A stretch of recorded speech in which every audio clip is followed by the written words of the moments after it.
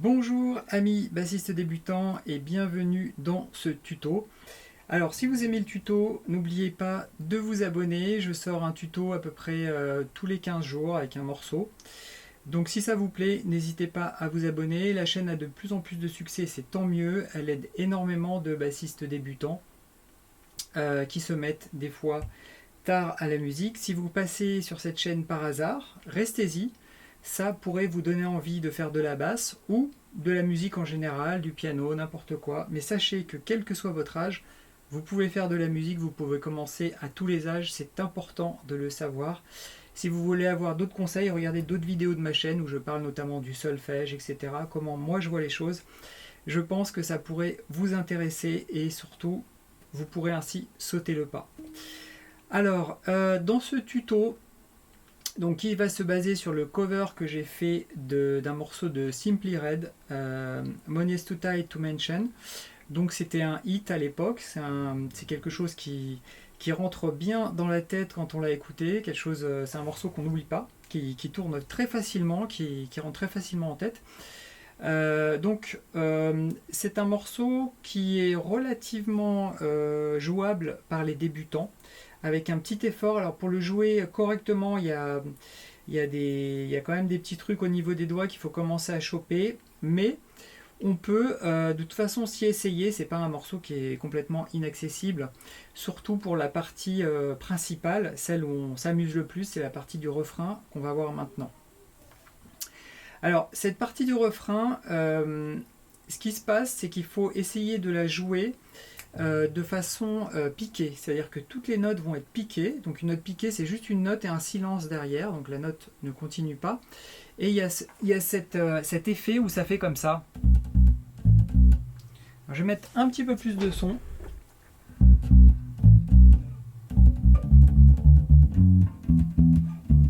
D'accord ? Donc cet effet de piquer en permanence, ça demande quelques sensations quand même dans les doigts pour sentir quand justement on arrive à bloquer ces cordes.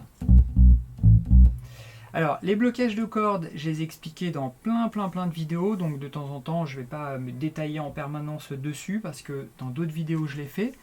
J'ai aussi fait une formation pour les bassistes débutants où justement j'explique tous ces détails de blocage, et pour ceux qui veulent s'y mettre, je pense que c'est un passage qui pourra être vraiment intéressant pour la suite parce que vous allez asseoir toute votre vie de bassiste sur ce genre de techniques, et ce sont des techniques, plus vous les avez tôt et plus vous pourrez progresser. Alors il y a un effort à faire pour arriver justement à faire ces blocages, c'est relativement long, mais une fois qu'on les a, au moins on n'a pas tous ces bruits parasites qui, quand vous prenez votre basse pour la première fois, vous allez vite vous rendre compte qu'il y a un gros problème. C'est-à-dire, il y a des sons dans tous les sens, on joue une note, mais bon, on entend plein d'autres choses. C'est justement parce qu'il n'y a pas ces blocages. Alors, justement ici, quand on va commencer à jouer cette première partie, donc ça c'est quelque chose d'assez classique, où on joue la tonique, ce qu'on appelle la tonique, et la septième. Alors sans rentrer vraiment dans les détails, mais pour ceux qui connaissent, je donne quand même l'explication des notes. Donc ici on va jouer le si et le la. On va jouer deux fois le si. Alors on voit bien mon petit doigt qui appuie deux fois au même rythme que ma main droite, d'accord, et qui relâche. Pour le coup, on va avoir un bon blocage parce que tous les doigts vont coller la basse, d'accord. D'accord. Pour l'instant, on ne met pas de rythme, on va juste voir les notes.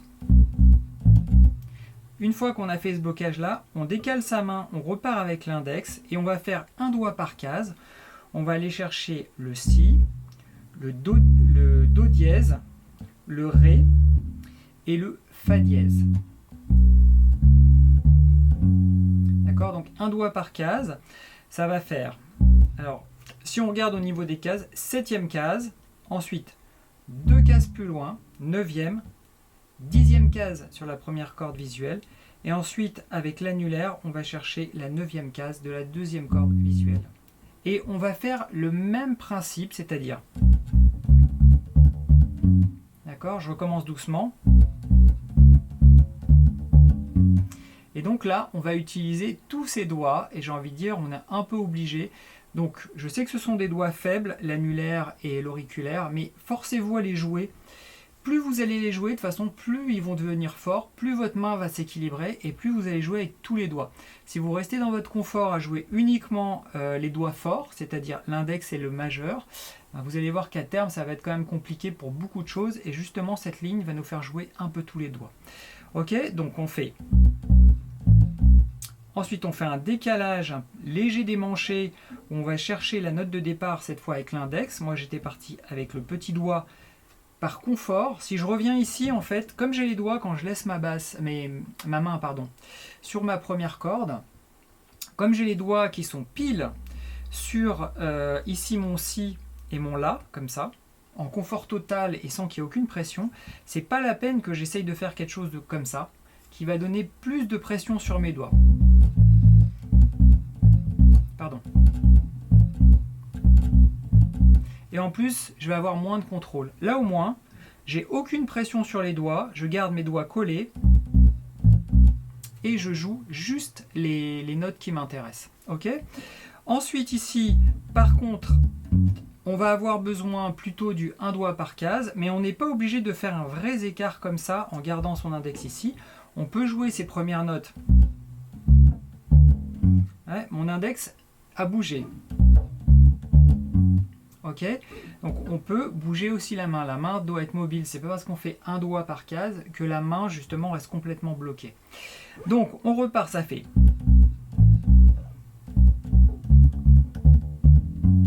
D'accord. Une fois qu'on arrive ici, on joue une fois les notes. Donc toutes les notes ont la même longueur, sont des notes piquées. Et on repart pour le même tour, sauf qu'on va une corde plus bas. D'accord, donc on refait la même chose qu'on faisait au départ, juste en dessous. Et là, on va aller chercher pratiquement les mêmes notes. Donc on va faire le même décalage, donc Mi, Fa dièse, Sol. Et ici, au lieu d'aller chercher le doigt avec l'annulaire, cette note-là, on va aller chercher cette note en faisant un glissé à partir du La qui est ici, et on va glisser la main comme ça, et ça va faire. Alors le glisser, vous pouvez le faire de plusieurs façons, hein. Il n'y a pas une façon nickel de la faire, enfin une façon parfaite. Simplement, ce qui est important, c'est que vous fassiez ce glisser soit avec le petit doigt, par exemple comme moi, j'écrase mon petit doigt, et du coup j'écrase aussi mon annulaire pour lui donner plus de consistance, ou alors vous pouvez la faire juste avec l'annulaire, et en écrasant avec ici le majeur, comme ça vous avez aussi plus de consistance. Alors pourquoi ces deux derniers doigts? Parce que simplement après on va repartir d'ici. On va repartir avec le petit doigt là. Donc si on a déjà la main qui est prête, et ben ça va être beaucoup plus simple que si on faisait avec l'index et on se retrouve avec le petit doigt ici qu'on doit aller chercher là. Donc plutôt que de faire ça, on va apprendre à glisser à partir du petit doigt ou de l'annulaire, et ça va permettre comme ça d'enchaîner de façon beaucoup plus fluide. D'accord? Donc ça fait. Je fais doucement.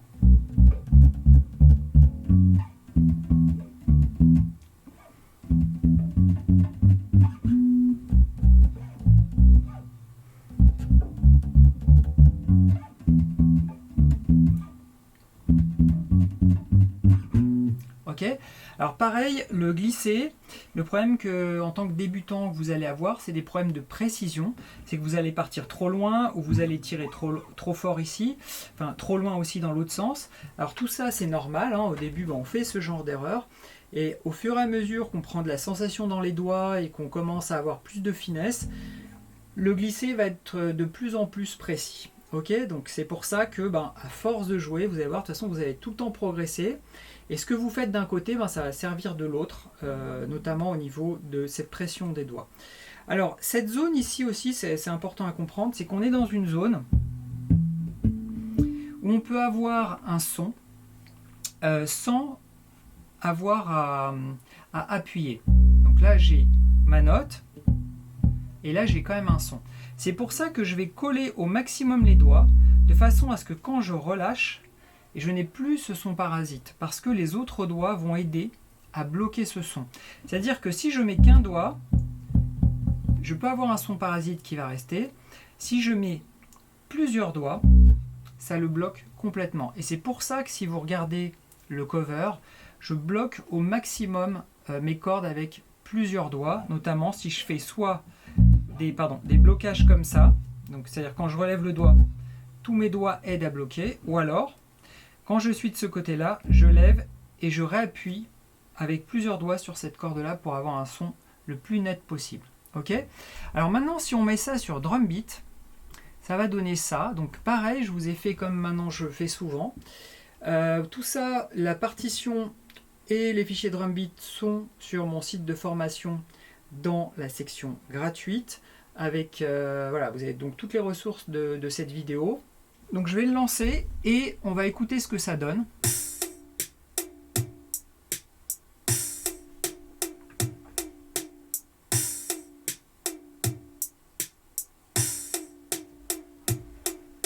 Ok, donc ce qu'on entend, le pam pam pam pam, en fait c'est l'endroit où vous devez poser vos notes.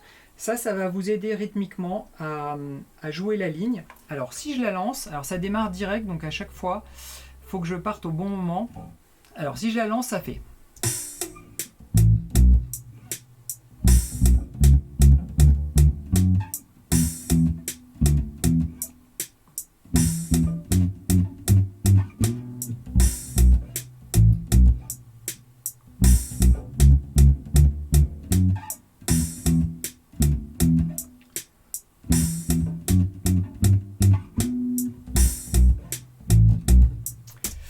Alors je reviens sur un petit truc que j'ai dit tout à l'heure et que je ne fais pas tout à fait.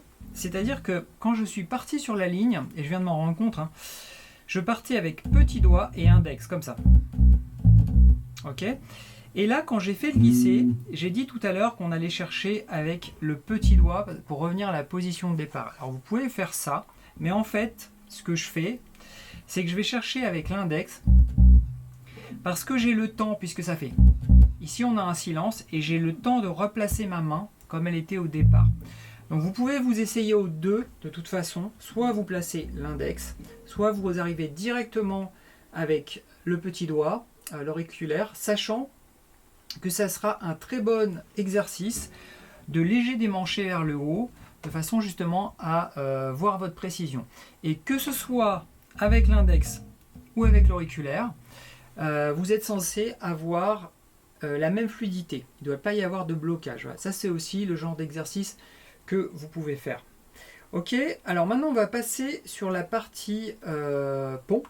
Donc, il y a une partie pont derrière qui est intéressante parce qu'elle va vous obliger à faire déjà quelque chose qu'on utilise énormément en basse, c'est-à-dire la tonique quinte octave. Donc, la tonique quinte octave, c'est tonique quinte. Voilà, ça, cette position-là, cette note-là, suivie de celle-ci, suivie de celle-là, c'est quelque chose de très courant en basse, je l'ai expliqué plusieurs fois, où que ce soit, hein, ça peut partir de là. Voilà. Donc ça, c'est vraiment une position que vous devez absolument maîtriser et de façon fluide.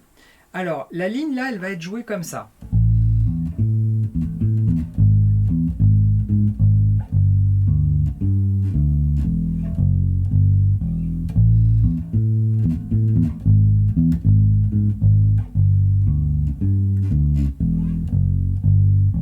Ok ?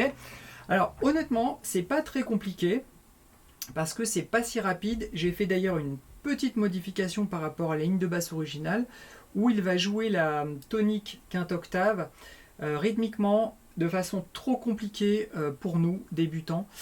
Donc j'ai modifié un tout petit peu et ça passe très bien comme ça, il n'y a aucun souci, vous pouvez la jouer comme ça, on verra même pas la différence en fait. Donc qu'est-ce qu'on va aller chercher comme note? Donc on va partir ici du La, ensuite on va aller chercher le Mi et on va retomber sur le La et ça fait. Ensuite, une fois qu'on a fait ça et qu'on arrive sur l'octave, on va rechercher la quinte, octave et ça fait. Donc on va rechercher l'octave et on va rechercher la quinte, ça fait. Je vais vous le faire doucement.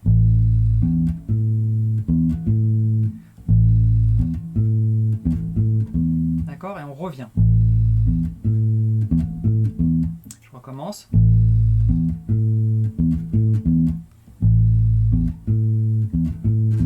Ok. Alors, une fois qu'on a fait, une fois qu'on a terminé sur la quinte ici, on va aller chercher la note qui est juste avant, c'est le sol dièse, et on va faire le sol dièse, mi, donc on va chercher, on va faire un écart, là c'est pas évident à faire.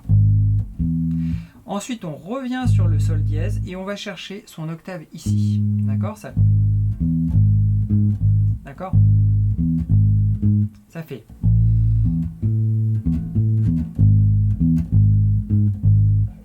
Je recommence.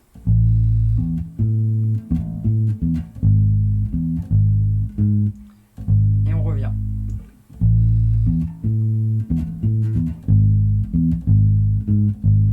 Alors vous voyez l'utilité du petit doigt dans ce genre de truc, c'est obligatoire, hein, vraiment. J'insiste encore hein, parce que j'ai beaucoup de messages là-dessus, le petit doigt, machin, j'y arrive pas, il est faible. Souvent c'est j'ai un petit doigt trop court et j'ai pas un petit doigt comme les autres, ça doit être normal que j'y arrive pas. Pas du tout. C'est simplement parce que vous ne pratiquez pas assez en général sur le petit doigt. Et il faut savoir que c'est long, ne soyez pas impatient, c'est long. Il faut passer du temps là-dessus, mais il n'y a pas de problème de doigts trop courts. D'ailleurs je vous invite à regarder les gamins qui jouent sur la basse, des gamins de 10-11 ans qui ont des doigts certainement plus petits, avec des petits doigts plus petits que les vôtres, et qui jouent super bien sur la basse. Donc il n'y a aucune raison que physiquement vous n'y arriviez pas, c'est surtout dans la tête que ça se passe. Alors effectivement, si vous n'avez pas de prof de basse qui vous dit ce que je suis en train de vous dire, des fois on peut désespérer sur certains points, parce qu'il y a personne qui vous dit oui mais c'est normal, etc.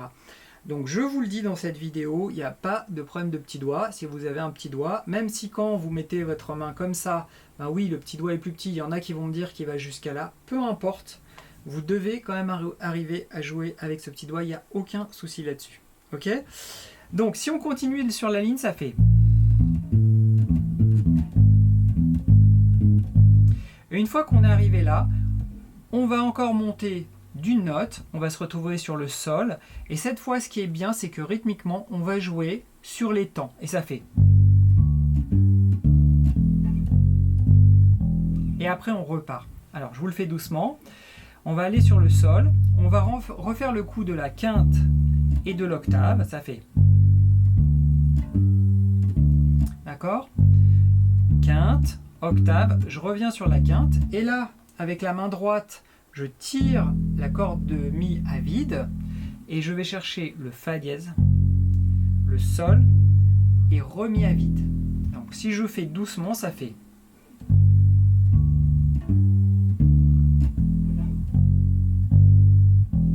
Je recommence. Pardon. Mi à vide. Je recommence.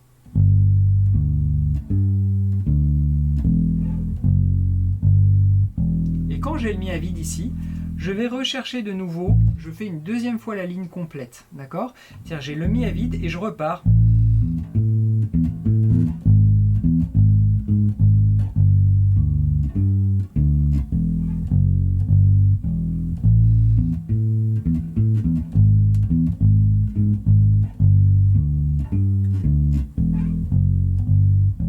Etc., etc. Donc voilà le genre de choses que vous pouvez faire tourner. Donc si je lance drum beat, ça va donner ça.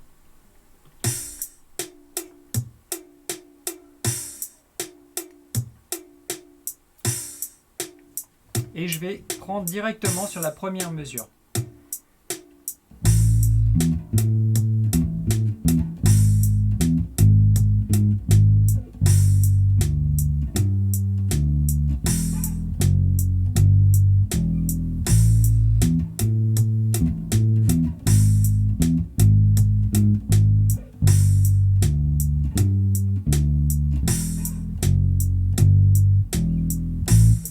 Ok, et vous faites tourner, et vous faites... Alors, ça a coupé peut-être un petit peu rapide dans la vidéo d'avant, parce que j'ai eu une coupure, c'est très rare, mais j'ai eu une petite coupure, je m'en suis pas rendu compte, du coup j'ai enregistré une partie de la vidéo qui n'a pas été enregistrée, donc je la refais le lendemain pour compléter, et je parlais donc du slap, dans la seconde partie du morceau, il y a toute une partie qui est faite en slap. Alors je ne sais pas si elle est vraiment faite en slap dans le morceau, parce qu'en fait il y a un changement de sonorité.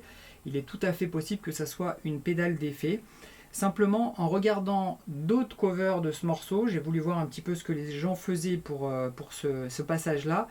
Et il y en a plusieurs qui ont fait du slap. Alors effectivement, j'ai décidé de faire la même chose, tout simplement parce que c'est un très bon entraînement pour le slap, d'autant plus que cette partie-là est relativement facile. Alors c'est vrai qu'il faut savoir au moins taper ou fouetter sa corde. Alors moi j'ai une préférence pour le fouetter, hein, je fais les deux, mais maintenant je fais surtout du fouetter. Tout simplement parce que je trouve qu'il y a plus d'avantages à fouetter ses cordes qu'à les taper, sachant que si vous faites un tapé, c'est parfait, il n'y a aucun souci. Le fouetter, à mon sens, va vous apporter deux choses supplémentaires. Elle va vous apporter, si vous tapez, fouettez, pardon, vous pouvez fouetter toutes vos cordes, sachant que les cordes, les deux dernières cordes en bas, physiquement, sont des cordes qui sont difficiles à taper. En général, on les tire, mais elles sont difficiles à taper, mais c'est tout à fait intéressant de taper aussi ces cordes-là. Et on a le même volume. Voilà, pour les 4 cordes, alors que si on essaye de faire un tapé, les cordes du bas sont vraiment difficiles, ça c'est un premier point. Et en plus, on peut faire pour plus tard des allers-retours. La technique du fouetté va vous permettre de remonter le pouce, ce que ne vous permettra pas la technique du tapé. Maintenant, pour avoir un slap complet, c'est bien de savoir faire les deux, parce que souvent on mélange un petit peu les deux, en faisant des fois, non pas des fouettés complets, mais des espèces de... Voilà, on fait des petits passages sur les cordes comme ça. Donc c'est bien de savoir faire les deux, ça permet d'avoir pas mal d'avantages. La difficulté du slap, mis à part la technique de la main droite, qui va perturber la main gauche, on a l'impression de revenir complètement en arrière si on n'en a pas fait. J'ai fait d'ailleurs une vidéo sur le slap débutant et pourquoi c'est compliqué. Donc en fait le souci ça va être d'étouffer les bruits parasites, parce qu'en fait le slap, comme il agresse, on va dire, plus violemment la corde qui est frappée, il faut vraiment que toutes les autres cordes soient vraiment bloquées, parce que si elles ne sont pas bloquées, on va avoir énormément de bruit parasite. Alors, je vais vous montrer moi la technique de blocage que j'ai pour bloquer la corde de mi, d'accord, sachant qu'il y en a plusieurs. Il y en a qui vont passer le pouce pour étouffer les cordes. Moi, c'est pas mon cas, je garde mon pouce derrière.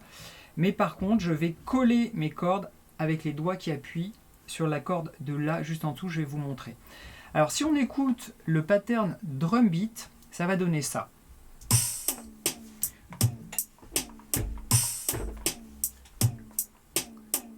Pam, pam, pam, pam, pam. Alors le crash qu'on entend, c'est le 1, d'accord? Et en fait, on va partir sur le et du 1, d'accord?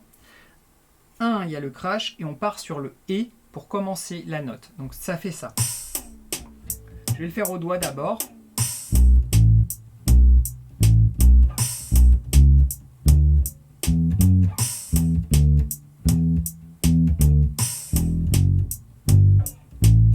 D'accord? Et en slap, ça va donner ça.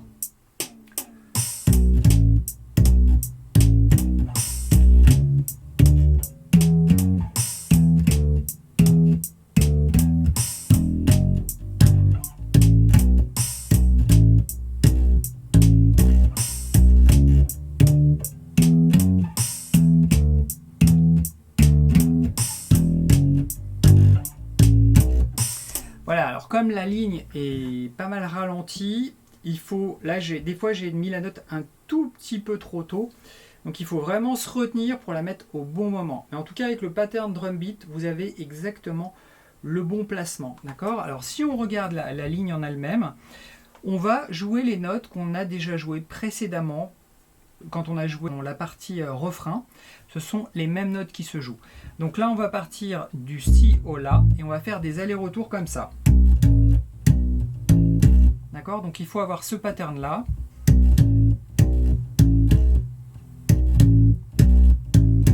D'accord? Quand on a ce pattern-là, on doit garder la même séquence rythmique et maintenant on va faire un changement de note et on va faire... On va aller chercher ces notes-là. Mais on entend la même séquence rythmique.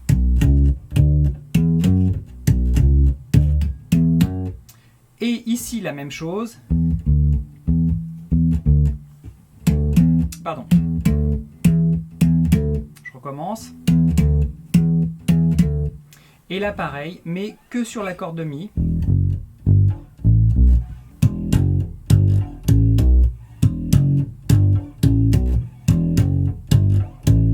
Alors vous remarquez, quand je vais jouer que la corde de Mi, quand je fais mon Mi à vide, j'ai ma main ici qui protège les 3 cordes en dessous de la vibration, simplement en ayant les doigts posés dessus. Regardez.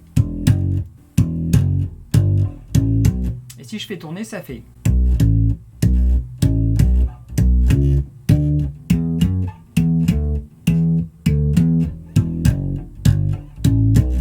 Ok? Alors voilà, ça je vous laisse le faire tourner sur la partie drum beat. On retrouve les mêmes notes qu'avant, donc c'est pas très compliqué si vous avez chopé les premières. Simplement on les double pas, on a le temps de le faire. Donc je vous laisse travailler cette partie-là. Et je vous laisse regarder aussi tout seul la deuxième partie de slap. Alors pour ça, vous avez la tablature, parce que c'est bien aussi que vous fassiez le travail par vous-même pour aller chercher les patterns. Donc vous avez la tablature, vous avez le fichier drum beat, vous avez le cover, donc je pense que vous avez pas mal de choses si vous voulez aller au bout. Si le slap c'est pas votre truc, comme je vous l'ai dit précédemment, vous pouvez tout à fait jouer cette partie au doigt, aucun souci. Simplement il va falloir vraiment garder, être bien calé pour que ça sonne bien. D'ailleurs tout le morceau est comme ça. Ok, voilà les amis. Alors tout ce morceau, si vous arrivez à le faire jusqu'au bout, vous allez pas mal progresser. Et notamment ceux qui n'ont jamais fait ou très peu de slap, vous pouvez vous y essayer. Parce que franchement, la ligne n'est pas du tout compliquée. Ok, alors je vous souhaite les amis de bien vous amuser avec ce morceau. Et à bientôt pour un nouveau morceau, normalement la semaine prochaine. Bye.